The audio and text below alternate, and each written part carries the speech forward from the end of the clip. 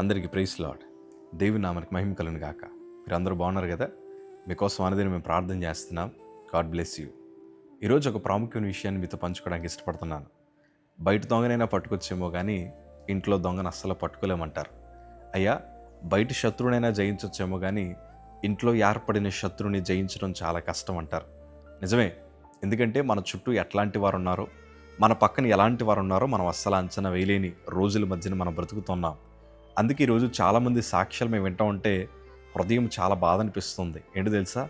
అన్నా, మా సొంత అన్న నన్ను మోసం చేశాడన్నా, నా సొంత చెల్లి నన్ను మోసం చేసిందన్నా, మా సొంత అన్నదమ్ములే మేము ఆస్తుల కోసం కొట్టుకుంటున్నామన్నా, చాలా విపరీతమైన బాధాకరమైన పరిస్థితులు మనం చూస్తూ ఉన్నాం. ఇంకో కొంతమంది అంటారు కదా, ఇలాంటి ద్రోహము మా ఇంట్లో వారే చేస్తారని కలలో కూడా మేము ఊహించలేదయ్యా, చాలా తేరుకులేని దెబ్బలు మేము తింటూ ఉన్నాం అని ఎంతోమంది సాక్ష్యాలు మేము వింటూ ఉన్నాం. ఎందుకంటే బయట ఎట్లాంటి శత్రువునైనా కుటుంబం అంతా కలిసి ఉంటే జయించవచ్చు, కానీ మన కుటుంబమే శత్రువులుగా మార్చబడితే, నానుకున్న వారే మనకి వెన్నుపోటు పొడిస్తే అస్సలు అది భరించలేని పరిస్థితి.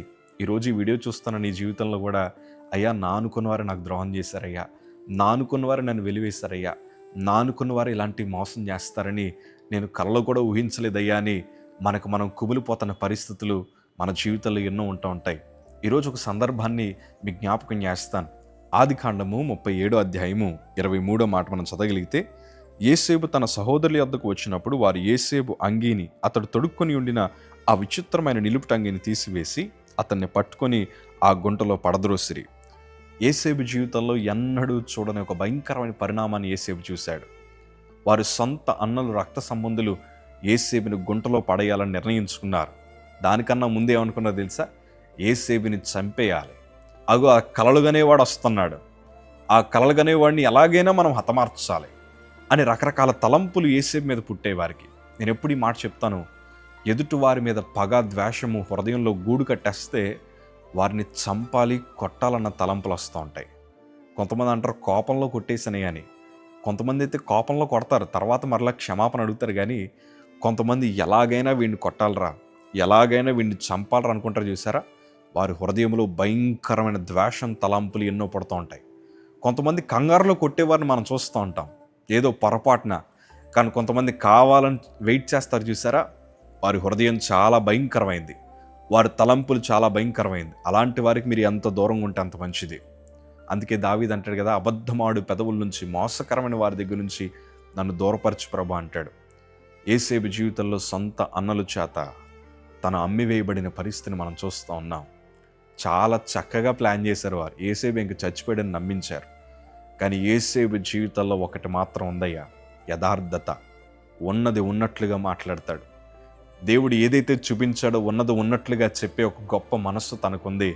ఆ యథార్థత, పవిత్రతే చివరాఖరికి ఏ వస్త్రాలైతే అన్నలు తీసేశారో దానికన్నా విలువైన వస్త్రములు ధరించుకునేలాగా ప్రభు యేసేపు జీవితాన్ని నిలబెట్టాడు. ఈరోజు నేను అంటాను, శత్రువులు మనకి ఎక్కడ ఉండరు, మన చుట్టూనే ఉంటారు. వారిని తెలుసుకోవడం చాలా కష్టం. అందుకే నేను అంటాను కదా, దేవుని మీద ఆధారపడి నడవండి. ఎంతోమంది మనల్ని మోసం చేసేవాళ్ళు ఉంటారు, ఎంతోమంది మన మీద కుట్ర పన్ని గాయపరచాలని రెడీగా కూర్చున్నవారు ఉంటారు. వారందరి మధ్యన విజయాన్ని మనం పొందాలంటే దేవుడు నీకు ఇచ్చిన యథార్థతను, పవిత్రతను కాపాడుకుంటూ తుది శ్వాస విడిచేదాకా నువ్వు నిలబడి చాలు. నీ శత్రుడు ఎదుట ప్రభు నీకు భోజనాన్ని సిద్ధపరుస్తాడు. యేసేపును గుంటలో పడేసినప్పుడు పైనుంచి వారు అన్నలు కిందకు చూశారు. యేసేపు దేవుడు ఉన్నతమైన స్థాయిలో పెట్టిన తర్వాత కింద మోకాళ్ళు ఉండి యేసేపుని తలెత్తుకొని చూడలేనంత ఉన్నతమైన స్థితికి యేసేపుని తీసుకెళ్ళాడు. దేవుడు చరిత్రను మారుస్తాడు. ఏ తలాంత అయితే దేవుడు నీకు ఇచ్చాడో దాన్ని పట్టుకో. పవిత్రత, యథార్థత చాలా ప్రాముఖ్యమైంది. God bless you. Take care.